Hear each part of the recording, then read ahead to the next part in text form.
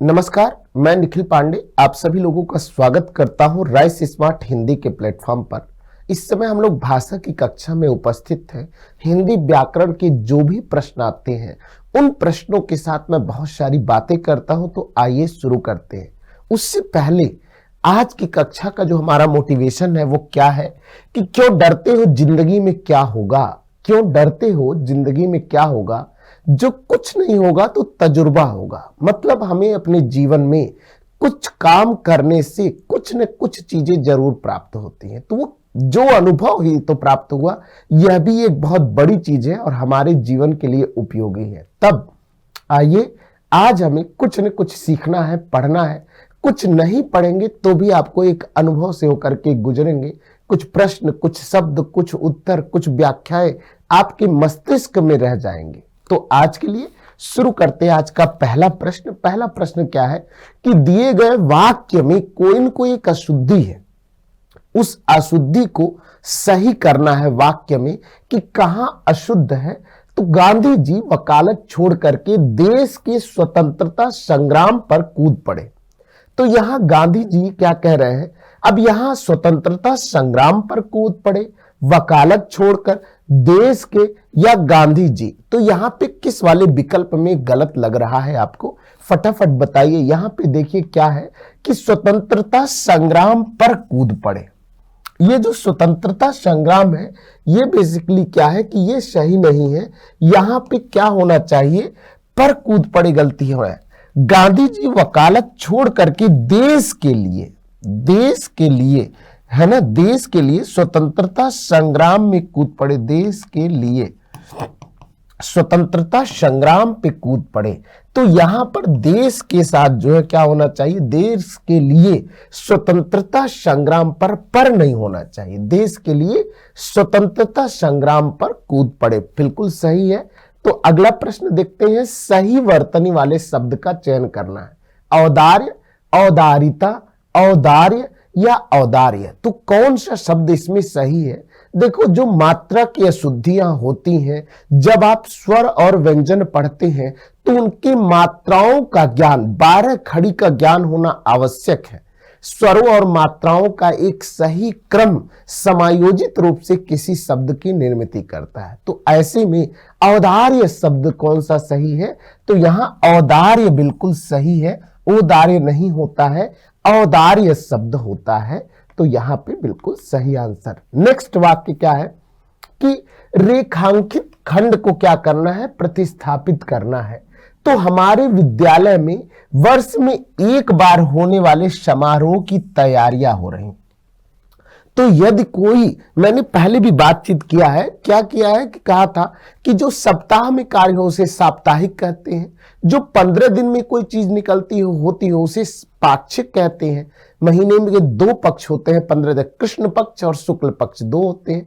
इसी तरह एक महीने का मासिक कार्यक्रम होता है। उसी तरह जब कोई वर्ष में एक बार जो कार्य होता है, समारोह की तैयारी हो रही है, तो उसे त्रिमासिक कहते हैं, त्रयोदशी कहते हैं, या अर्धवार्षिक कहते हैं, या वार्षिक कहते हैं। तो देखिए आपका उत्तर बिल्कुल ठीक है, वार्षिक कहते हैं। जो वर्ष में एक बार होता है उसे वार्षिक कहते हैं। जो हर 6 महीने पे होता हो तो उसे अर्धवार्षिक कहते हैं। त्रिमासिक जो हर 3 महीने पे होता है, क्वार्टरली होता है, उसे त्रिमासिक कहते हैं। तो इस प्रकार आपको ये जानना चाहिए। नेक्स्ट है जिसे छोड़ा ना जा सके। अब देखो, एक शब्द में आपको कहना है कि जिसे छोड़ा ना जा सके, उसके लिए एक शब्द में क्या है, क्या उसे असामान्य कहते हैं। असामान्य तो कोई विशिष्ट घटना घट गई। कठिन कहते हैं, जो काम बहुत कठिन हो उसे कठिन कहते हैं। अपरिहार्य कहते हैं या असाधारण कहते हैं। देखो, बहुत सारे बच्चे असाधारण परिवार माने असाधारण प्रतिभा के धनी होते हैं। तो यहां पे आपको कहा है जिसे छोड़ा ना जा सके। जिसे छोड़ा ना जा सके के लिए क्या कहते हैं हम, वो अपरिहार्य होता है, जिसे आप छोड़ नहीं सकते। अपरिहार्य कारणों के कारण मैं उपस्थित नहीं हो पाया, ऐसे कहते हैं, है ना। तो वाक्य में प्रयोग करके आप शब्द को सही रूप में पहचान सकते हैं। तो इस प्रकार अगला देखिए, असामान्य, जो सामान्य से परे हो। जो सामान्य से परे हो उसे क्या कहते हैं, असामान्य कहते हैं। तो जब भी कोई विषय सामान्य से परे हो तो उसे क्या कहते हैं, असामान्य परिस्थिति कहते हैं। दूसरा क्या है, कठिन, जो कार्य करना आसान न हो, जो कार्य करना आसान नहीं है उसे क्या कहते हैं, कठिन कहते हैं। जो कार्य, जैसे सफलता प्राप्त करना आसान नहीं, इसका मतलब क्या हुआ, सफलता कठिन परिश्रम से प्राप्त होती है। तो ये आपको जानना चाहिए। दूसरा असाधारण है, जो साधारण न दिखे। असाधारण क्या है, जो सामान्य नहीं है, विशिष्ट है। तो विशिष्टता की जो पहचान है वो क्या है, असाधारण के रूप में आता है, दिखाई देता है। तो जो साधारण न दिखे उसे हम क्या कहते हैं, असाधारण कहते हैं। जैसे कई लोगों में प्रतिभा जो होती है वो असाधारण होती है। ठीक है, चलो तो अगला क्या है, आंखें फेर लेना मुहावरे का अर्थ क्या है।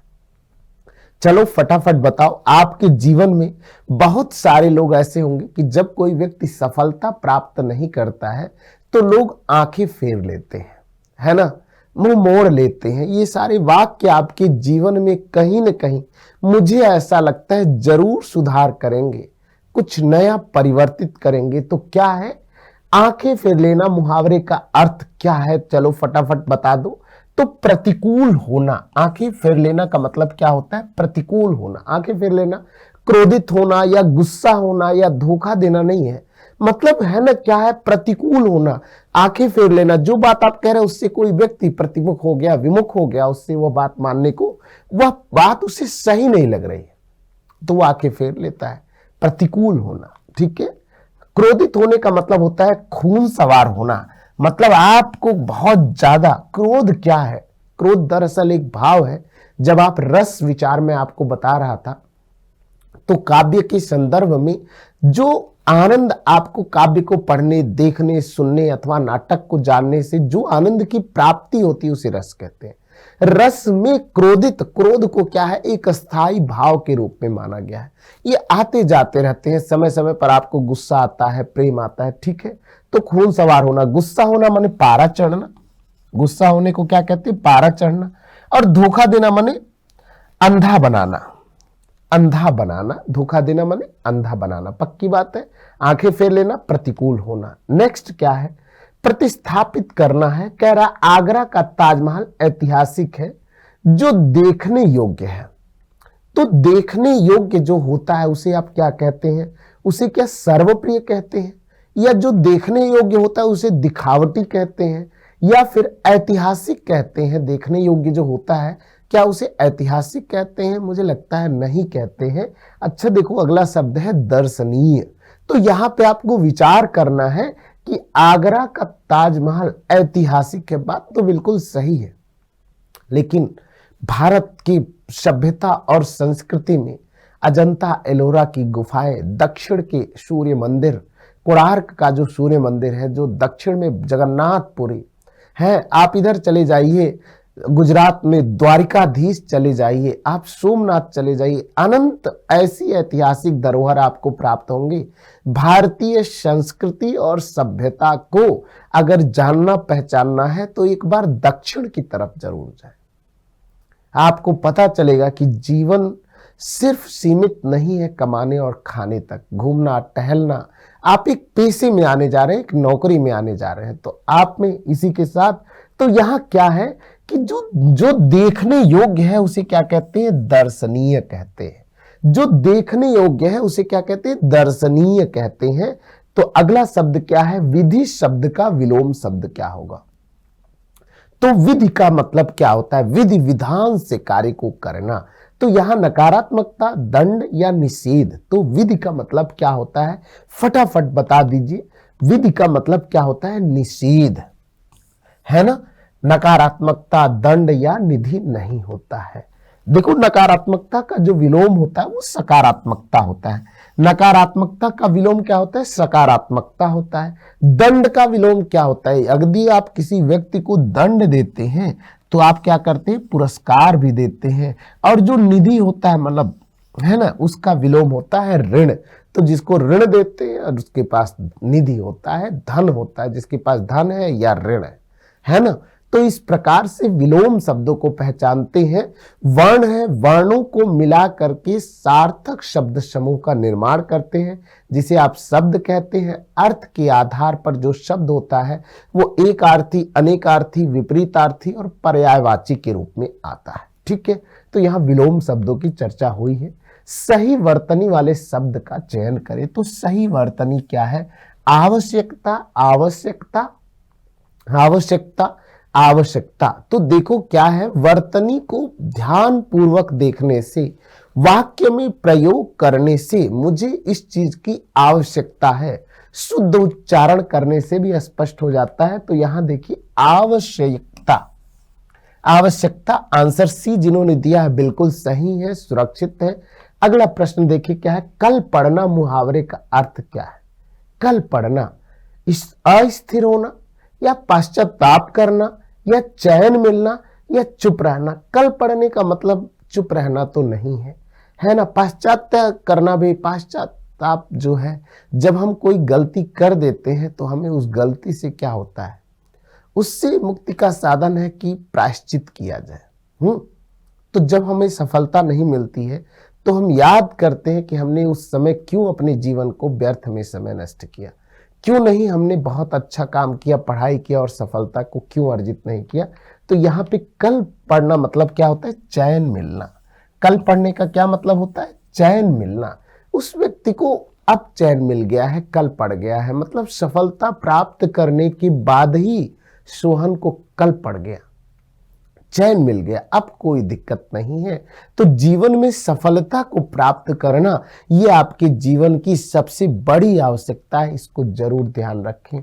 नेक्स्ट देखिए क्या है, रिक्त स्थानों को भरने के लिए जो अपराध करता है वह, जो अपराध करता है वह क्या होता है? बताओ मेरे बच्चों, क्या वह समझदार होता है या वह बुद्धिमान होता है या वह दंडनीय होता है या वह होशियार होता है?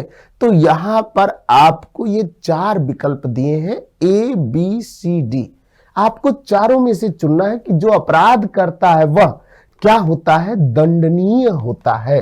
क्या होता है? दंडनीय होता है मेरे बच्चे। जो अपराध करता है उसे दंड देने योग्य होता है, उसे दंड मिलना चाहिए। तो आप वर्दी की तैयारी कर रहे हैं, आपके सामने बहुत तरह की चुनौतियां आएंगी। उन चुनौतियों का सामना करने के लिए आपको क्या करना है कि जो भी अपराध करता है उसे दंड जरूर दीजिए। पक्की बात है। नेक्स्ट क्या है, देखो वाक्यांश जिसमें कोई त्रुटि है, आपको त्रुटि मतलब अशुद्धि, वाक्य में कर्ता, क्रिया, कर्म, सहायक क्रिया, क्रिया विशेषण, ये जो वाक्य की निर्मित करने वाले पद है ना, उनमें कोई न कोई अशुद्धि होती है। जैसे देखो, घटना के वह समय, क्या है? घटना के समय वह सोने में जाने वाली थी किंतु न जा सकी। अब यहां कोई न कोई गलती है, वाक्य का जो अर्थ आना चाहिए वो वैसा नहीं आ रहा है जैसा है। तो क्या है यहाँ पे गलती? जाने वाली थी या वह सोने में या किंतु जा न सकी या घटना के समय, कौन से में अशुद्धि है? फटाफट बता दीजिए आप लोग, तो आपका समय होता है अब। देखो क्या है, वह सोने में, तो घटना के समय वह सोने के लिए जाने वाली थी किंतु न जा सकी। वह घटना के समय, वह देखो क्या है, घटना के समय वह सोने के लिए का प्रयोग है, सोने में नहीं होता, सोने में नहीं होता है, सोने में यहां इसी नाते ये क्या है? अशुद्धि के रूप में आया है, इसी नाते सही है आंसर बी। सोने के लिए जाने वाली थी किंतु जा न सकी। तो कई बार ऐसा आपके जीवन में होता है, पक्की बात है, समझ गए होंगे। अगला प्रश्न देखें, संपत्ति शब्द का विलोम बताएं। अक्सर हम सभी लोग संपत्ति की चिंता करते हैं, संपत्ति को प्राप्त करना चाहते हैं, तो संपत्ति का विलोम क्या है? क्या धन होता है या कष्ट होता है या समस्या होती है या विपत्ति होती है? तो संपत्ति का विलोम क्या है? फटाफट बता दें, आपका समय शुरू हो गया है। देखो संपत्ति शब्द का विलोम क्या है? तो यहां पे आपको क्या है? विपत्ति। जहां संपत्ति होती है वहीं विपत्ति होती है। जीवन में कभी मत भूलना, जहां अच्छा है वहीं पर बुरा होता है, जहां बुरा है वहीं पर अच्छा होता है। तो जहां संपत्ति होती है उसका विलोम क्या है, वहीं पर विपत्ति होती है, याद कर लो। और धन का विलोम क्या है, धन का विलोम है ऋण या गरीब या गण, है ना। और कष्ट का विलोम क्या है, सुख। और समस्या का समाधान या समाधान का समस्या। पक्की बात है। चलो अब अगला है शब्द का चयन करना है कि उसने परीक्षा दी किंतु उसे तारीख नहीं मिली, या सफलता नहीं मिली, या उसे प्रतिभा नहीं मिली, या योग्यता नहीं मिली। तो यहां पे आपको चयन करना है फटाफट सही शब्दों को। तो देखिए क्या है कि उसने परीक्षा दी किंतु, आपका समय शुरू होता है अब, किंतु उसे क्या नहीं मिली, सफलता नहीं मिली, तारीख नहीं मिली, प्रतिभा नहीं मिली, या फिर योग्यता। तो बताओ इसमें से कौन सा शब्द सही है। देखो यहां पे क्या है, उसने परीक्षा दी किंतु उसे सफलता नहीं मिली। तो परीक्षा देना एक सामान्य बात है, लेकिन परीक्षा की तैयारी करना यह एक विशिष्ट बात है। हम कोई चीज का रिजल्ट तो चाहते हैं, मगर क्या सच में हम उसकी तैयारी करते हैं? क्या सच में आपका मन निश्चल भाव से ज्ञान के प्रति आकर्षित होता है? क्या सच में आप सफलता की कीमत चुकाना चाहते हैं जिससे आपको सफलता मिलती है? इन प्रश्नों का बिना उत्तर पाए आप अपने मन में सोचो, क्या सफलता मिल सकती है? नहीं मिल सकती। सफलता तो कठिन साधना है, श्रम है। यदि आपने नहीं किया तो सफलता पाना बहुत मुश्किल है मेरे प्यारे विद्यार्थियों। आपको फिजिकल की तैयारी करनी है, मेडिकल की तैयारी करनी है, रिटन एग्जाम भी पास करना है, कई चरण हैं। सफलता कभी भी बहुत जल्दी नहीं मिलती, परिश्रम करना पड़ता है। और सच मानो जो जल्दी सफल हो जाते हैं वो कहीं और जगह सफल हो जाते हैं। धैर्य के साथ पढ़ाई करिए। तो उसने परीक्षा दी किंतु उसे सफलता नहीं मिली। अगला प्रश्न देखें क्या है कि राम और श्याम दोनों साथ काम करने वाले हैं। दोनों साथ काम करने वाले को क्या कहते हैं? राम और श्याम दोनों साथ में कार्य करते हैं, काम करने वाले हैं। तो सहपाठी कहते हैं, या सहकर्मी कहते हैं, या दूरदर्शी कहते हैं, या दुराचारी कहते हैं। तो इन चारों में से कोई एक बात सही है। बताइए, राम और श्याम दोनों साथ में काम करते हैं तो क्या है? सहकर्मी कहलाते हैं। क्या कहलाते हैं? साथ में काम करने वाले को क्या कहते हैं? सहकर्मी कहते हैं। साथ में पढ़ने वाले को क्या कहते हैं? सहपाठी कहते हैं। साथ में पढ़ने वाले को क्या कहते हैं? सहपाठी कहते हैं। दूरदर्शी जो दूर की चीजों को देख लेता है उसे दूरदर्शी कहते हैं। और दुराचारी जो दुराचार अपराध में विलुप्त है, लगा हुआ है, उसे दुराचारी कहते हैं। अब देखो आपके सामने क्या है, एक अनुच्छेद है। इस अनुच्छेद में कुछ विकल्प दिए गए हैं, उनको पढ़ करके सही प्रश्नों के उत्तर देना है। तो पहला है, एक बार ऐसा हुआ कि गुजरात देश में बड़ा अकाल पड़ा। बड़ा अकाल पड़ा तो गुजरात देश में देखो क्या है, गुजरात राज्य है लेकिन प्राचीन समय एक देश के रूप में। उन दिनों गुजरात में कवि भारवी रहते थे। कवि कौन रहते थे? भारवी। उन्होंने सोचा कि इस अकाल में चलकर राजा भोज को ही, है ना, अब देखो उन्होंने सोचा कि इस अकाल में राजा भोज को की ही क्या करे, सेवा ले। वह विद्वानों को, है ना, यहां भरना है, करता है और धन भी देता है। कवि की स्त्री को यह बात, है ना, अब भरना है। आई और दोनों स्त्री पुरुष राजा भोज के जाने के लिए निकल पड़े। तो एक बार ऐसा हुआ कि गुजरात देश में एक बड़ा अकाल पड़ गया। अब आपको भरना है। उन दिनों गुजरात के कवि भारवी हुआ करते थे। उन्होंने सोचा कि इस अकाल में चल करके, तो देखो इस वाक्यांश में जहां कहीं खाली है, ये जो जहां जहां 1 2 3 4 5 लिखा हुआ, यहां उपयुक्त शब्द का चयन करना है। पहला देखो क्या है, एक बार ऐसा हुआ कि गुजरात देश में बड़ा, है ना, अनिश्चित, भारी, हल्का, निश्चित। तो कौन सा वाक्य में सबसे सही शब्द है अनुच्छेद के अनुसार आपको बताना है। तो देखो, एक बार ऐसा हुआ कि गुजरात देश में, है ना, भारी अकाल पड़ा। क्या पड़ा भैया? भारी अकाल पड़ा, मतलब बहुत बड़ा अकाल पड़ा। ठीक है बात।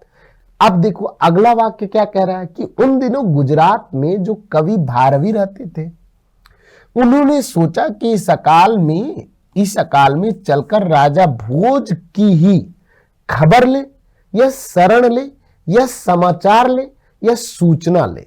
यहां पे अनुच्छेद के अनुसार कौन सा शब्द सबसे सही है? खबर, शरण, समाचार या सूचना? तो यहां देखें क्या है, शरण ले। क्या लेते हैं भाई? शरण लेते हैं। कौन लेता है? भारवी लेते हैं। तो गुजरात में कवि भारवी रहते थे, उन्होंने सोचा कि इस अकाल में चलकर राजा भोज की शरण लेते हैं। पक्की बात है, 2 सेंटेंस सही हो गया आपका। तीसरा देखो, वह विद्वानों को, अब वह राजा जो थे वह विद्वानों का निरादर करते थे, या तिरस्कार करते थे, या अपमान करते थे, या आदर करते थे। तो अनुच्छेद के अनुसार आपको बताना है सबसे उपयुक्त शब्द कौन सा है। वह विद्वानों का क्या करते थे? विद्वानों को आदर। देखो, वह विद्वानों का आदर करते हैं और धन भी देते हैं। धन भी देता है, मतलब दोनों तरह से वाक्य की निर्मिति कर सकते हैं। वह विद्वानों को आदर करता है और धन भी देता है, क्योंकि वह गुरु है, भारवी है, बहुत बड़े कवि हैं। तो आदेशात्मक संवाद कर रहे हैं अपनी पत्नी से, तो इस तरह से भी पढ़ सकते हैं। आदर करता है और धन भी देता है। वह संवाद कर रहे हैं कि वह विद्वानों को आदर करता है और क्या देता है? धन भी देता है। पक्का हो गया? सही हो गया। कवि की स्त्री को यह बात रोचक, नापसंद, पसंद, अपसंद, कौन सा शब्द सही है यहां पर आपको बताना है। तो कवि की स्त्री को यह बात क्या आई? फटाफट बता दो। रोचक लगी, नापसंद लगी होगी, अपसंद लगी होगी, या पसंद आई? कौन सी बात उसकी पत्नी को पसंद आई? फटाफट बता दो। तो देखो यहां पे क्या है? पसंद आई। कवि की स्त्री को यह बात क्या है?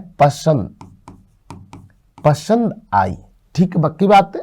तो पसंद आई। अब देखो क्या कह रहा है, दोनों स्त्री पुरुष राजा भोज के, है ना, राजा भोज के गांव में निकल पड़े, दरबार में निकल पड़े, या घाट पर निकल पड़े, या घर बार पे निकल पड़े। तो आपको सही शब्द चयन करना है। दोनों स्त्री पुरुष राजा भोज के क्या है? दरबार में जाने के लिए निकल पड़े। स्त्री पुरुष माने भारवी और उनकी पत्नी दोनों ही राजा के दरबार में, है ना, क्या हुआ? जाने के लिए निकल पड़े। पक्की बात है, समझ आ गया होगा आपको पांचों वाक्यांश। तो अब देखिए, दूर की सोचने वाले को क्या कहते हैं? दूरदर्शी, भविष्य वक्ता कहते हैं, या समदर्शी कहते हैं, या ज्योतिषी कहते हैं। तो आपको बताना है दूर की सोचने वाले को क्या कहते हैं। तो जो दूर की सोचते हैं उन्हें क्या कहते हैं? दूर की सोचने वाला क्या होता है भाई? दूरदर्शी होता है। जो दूर की सोचता है उसे क्या कहते हैं? दूरदर्शी। जो भविष्य की बातें बताता है उसे भविष्य वक्ता कहते हैं। समदर्शी, समान रूप से देखने वाले को समदर्शी कहते हैं। और ज्योतिष शब्द से मतलब अंकीय गणनाओं के आधार पर जो करते हैं। पक्की बात है। तो समदर्शी, ज्योतिष का ज्ञान रखने वाले को हम क्या कहते हैं? ज्योतिषी।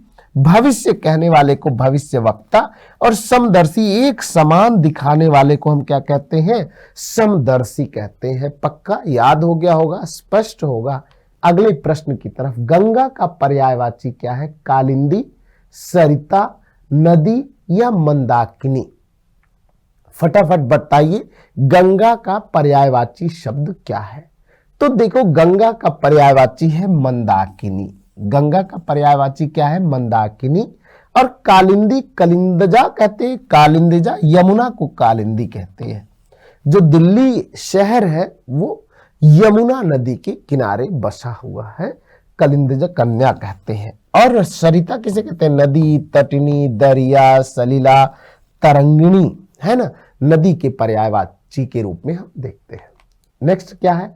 सखा का पर्यायवाची क्या है? हम सफर, राहगीर, अखंड या मित्र। तो आप लोगों के बहुत सारे सखा होंगे, आप लोग एक दूसरे का सहयोग करते होंगे, एक दूसरे की सफलता की कामना करते होंगे।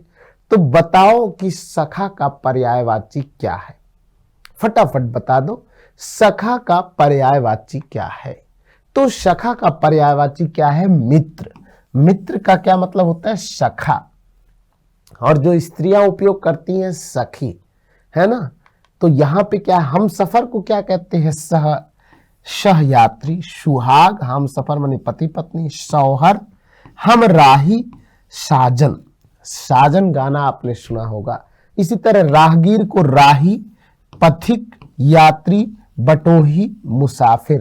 कौन दिशा में लेके चला रे बटोहिया, आपने गाना तो सुना ही होगा। अखंड को क्या कहते हैं? पूरा, समुचा, पूर्ण, अविभक्त, अस्वस्थ और निरंतर। पक्की बात है। तो इस प्रकार से देखिए, अगला प्रश्न क्या है? रिक्त स्थानों को भरने के लिए आचरण की सभ्यतामयी भाषा सदा, सभ्यतामयी भाषा सदा प्रखर रहती है, मौन रहती है, कटु रहती है या मुखर रहती है? तो आपको बताना है यहां पर चारों में से कौन सी बात यहां पर आ जाएगी, ये आपको जानना है। तो यहां पे देखिए क्या कह रहे हैं कि आचरण की सभ्यतामयी भाषा सदा मौन रहती है। तो जो अच्छे व्यक्ति होते हैं वो बोल के अपने गुणों का वखान नहीं करते, वो क्या करते हैं? अपने गुणों का वखान हमेशा मौन रह करके करते हैं, बताते हैं। जंगल में क्या था? देखो, जंगल में घना अंधकार था। तो यहां पे क्या चुन लेते हैं? आंसर डी, जंगल में घना अंधकार था। नेक्स्ट देखो, मानव जीवन की समर्थता परहित के लिए ही बलिदान करने की भावना में निहित है। तो यहां अशुद्धि है, बलिदान करने की भावना, इसको सही कर लेते हैं। मानव जीवन की सार्थकता परहित के लिए बलिदान करने की भावना में निहित है। ऐसी बातें वो क्या कह रहा है? कवि कहना चाह रहा है। तो इस प्रकार आज की कक्षा यहीं पर समाप्त करते हैं, फिर मिलेंगे आपके साथ। तो राइस स्मार्ट हिंदी के प्लेटफॉर्म पर आप सभी लोग आकर के वीडियो को शेयर भी करें, लाइक करें, अपने दोस्तों तक भी भेजें, जिससे उनको भी सफलता प्राप्त हो सके। बहुत बहुत धन्यवाद।